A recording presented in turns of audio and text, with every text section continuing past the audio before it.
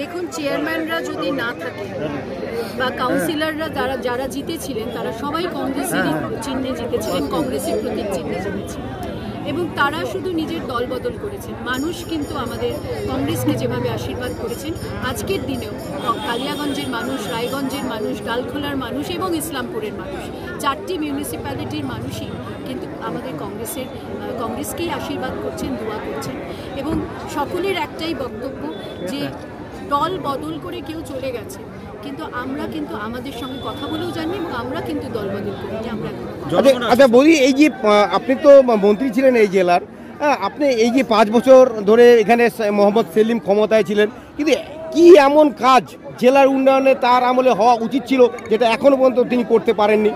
তার প্রথম কথা ছিল এইমস হাসপাতালের জন্য আমরা লড়াই করেছিলাম, সেই এইমস হাসপাতালটা যাতে এখান থেকে স্থানান্তরিত করা না হয় তার জন্য তার লড়াই করা উচিত ছিল।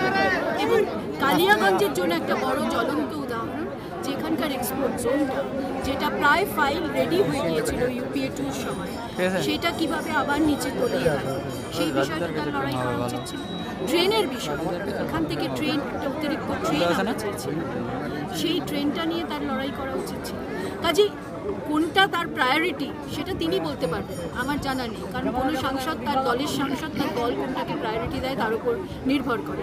কিন্তু আমি কংগ্রেস সাংসদ হিসেবে ছিলাম এবং আমরা অনেকটা কাজ এগিয়ে নিয়ে গিয়েছিলাম, সেই কাজগুলো হঠাৎ করে থমকে যাওয়াতে এখানকার মানুষও কিন্তু আজকে প্রশ্ন তুলছে, আমরা শুধু কংগ্রেসের পক্ষ থেকে প্রশ্নটা তুলছি। আচ্ছা বৌদি, বলছি যে এই যে আমাদের বিশেষ করে উত্তর দিনাজপুর জেলায় বিজেপির এত বাড়বাড়ন্ত, এর কারণ কি মনে হয়? তৃণমূলের জন্য শুধু নয়, সারা বাংলায় বিজেপিকে জায়গা করে দেওয়ার পিছনে যে দল তার নাম তৃণমূল কংগ্রেস।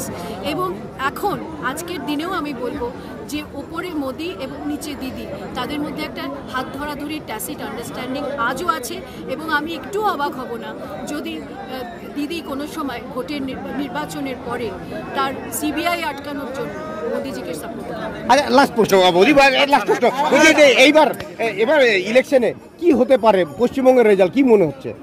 পশ্চিমবঙ্গের রেজাল্ট আমি বলতে পারবো না, রায়গঞ্জের রেজাল্ট বলতে পারি। এই নির্বাচনটা পঞ্চায়েত বা রাজ্যের বা মিউনিসিপ্যালিটির নির্বাচন নয়, এই নির্বাচন দেশের নির্বাচন, ভারতবর্ষের নির্বাচন। একদিকে বিজেপি সরকার, নরেন্দ্র মোদীজি যার প্রধানমন্ত্রী, সেই সরকার এবং প্রধানমন্ত্রী চাইছেন ধর্মের নামে, হিন্দু মুসলমানের নামে দেশটাকে ভাঙতে, হিন্দু মুসলমানের মধ্যে বিভেদ সৃষ্টি করে ভারতবর্ষকে টুকরো করা। রাহুল গান্ধী বলছে যে আমরা গত 5 বছরে অনেক পিছিয়ে গেছি, আমরা গত 5 বছরে ভারতবর্ষের উন্নয়ন বা আর্থসামাজিক অবস্থার উন্নয়ন হয়নি, গরিব মানুষ আরো গরিব হয়েছে, বেকার যুবকদের কর্মসংস্থান হয়নি। আমরা তাই উন্নয়নের লক্ষ্যে ধর্মের নামে রাজনীতি নয়, হিন্দু মুসলমান শিখ খ্রিস্টানের মধ্যে ভেদাভেদ নয়, তাদের মধ্যে বিরোধ নয়, আমরা নতুন ভারত গড়তে শপথ নিতে হবে। ভারতবর্ষকে উন্নয়নের পক্ষে আপনারা জাতীয় কংগ্রেসের হাতকে মজবুত করবেন। একদিকে নরেন্দ্র মোদীজির ভাঙা আর অন্যদিকে রাহুল গান্ধীজির গড়া, এর মাঝখানে আপনাদের প্রমাণ করতে হবে আপনারা ভাঙার সঙ্গে থাকবেন না গড়ার সঙ্গে থাকবেন। আগামী 18 তারিখ এই লক্ষ্যে আপনাদের ভোট দিতে হবে, নির্বাচনে অংশগ্রহণ করতে হবে। রাহুল গান্ধী যে ভারতবর্ষের 20% মানুষ যারা গরিব, যারা 100 দিনের কাজ করেছেন, যাদের ব্যাংক অ্যাকাউন্ট আছে, আমরা পরিবার পিছু একজনকে বছরে 72,000 টাকা দেব, যাতে অন্তত গরিব, বেকার যুবক যাদের নতুন কোনো কর্মসংস্থান যতদিন পর্যন্ত না শুরু হচ্ছে, আমরা তাদের এই সাহায্যটা দিয়ে, অনুদান দিয়ে প্রমাণ করব যে তারা ছোট ছোট কাজ করে, যে কোনো হাটে মাঠে ঘাটে, ছোট দোকানে, ছোট ব্যবসা করে তারা অন্তত নিজের পায়ে দাঁড়ানোর একটা সুযোগ পায়। এই কাজ কে করে দেবেন? রাহুল গান্ধী। আমরা যদি ক্ষমতায় আসি, আমাদের ইস্তাহারে বলা হয়েছে। ভারতবর্ষকে এগিয়ে নিয়ে যেতে গেলে মোদীজির মতো 5 বছরের বিদেশ সফর করে লাভ নেই। যে 5 বছরে বিদেশ সফরে প্রধানমন্ত্রীর খরচ হয় 8,000 কোটি টাকা, সেই টাকা দিয়ে অনেক উন্নয়ন ভারতবর্ষে হতে পারত, কিন্তু তিনি বিদেশ ঘুরলেন আর বিদেশ ঘুরে এসে বলছেন আবকি बार दोबारा मोदी सरकार आएगा और फिर हम देश के तरक्की के लिए काम करेंगे। এরকম তারাক্কির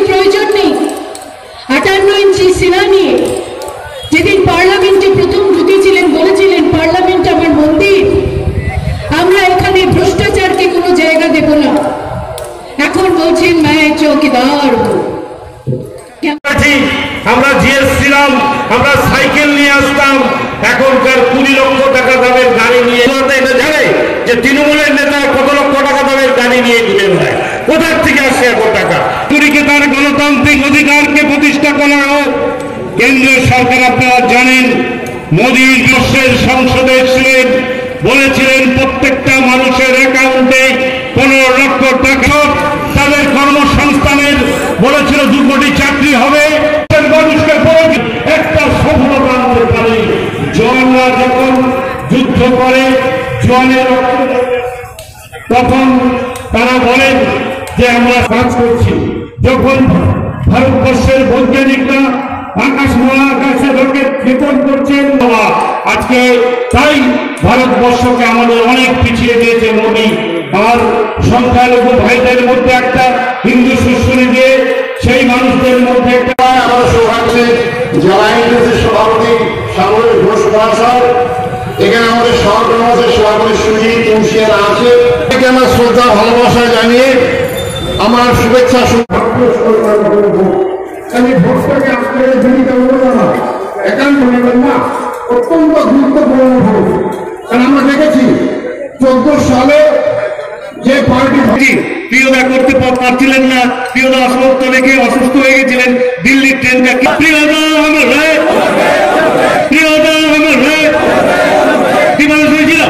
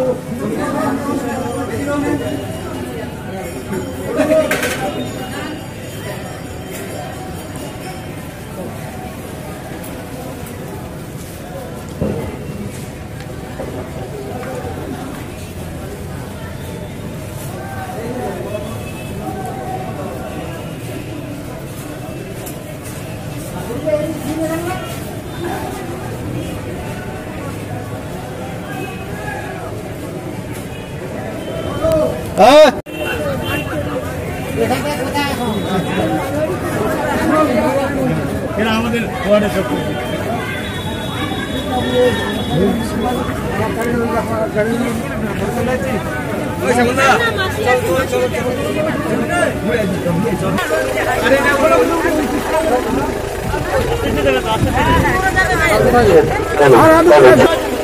তুলসিয়াকে আমি স্লোগান নেই সামনে, তুলসিয়াকে আমি উঠতে বললাম।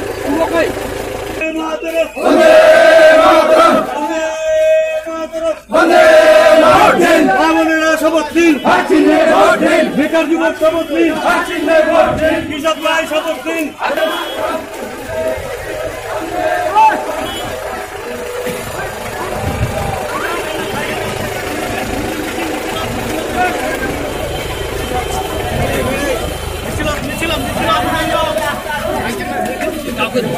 ধরা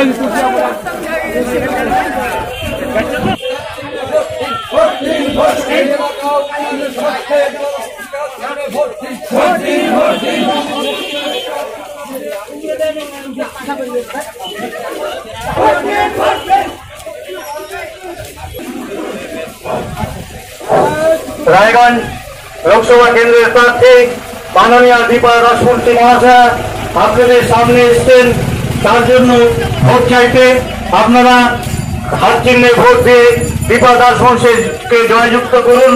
আপনাদের কণ্ঠস্বর দিল্লিতে পৌঁছে দিন।